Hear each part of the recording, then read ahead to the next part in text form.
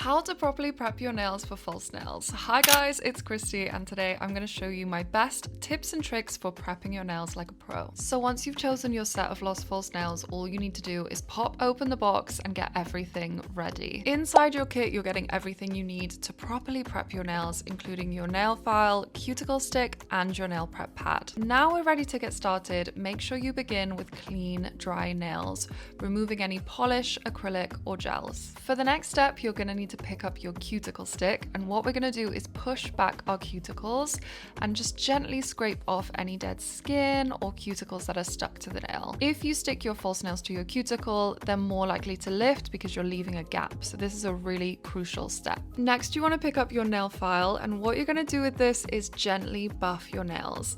So what this does is creates a little bit of extra texture for the glue to stick to. And the last step, you use your nail prep pad to clean and dehydrate the nails.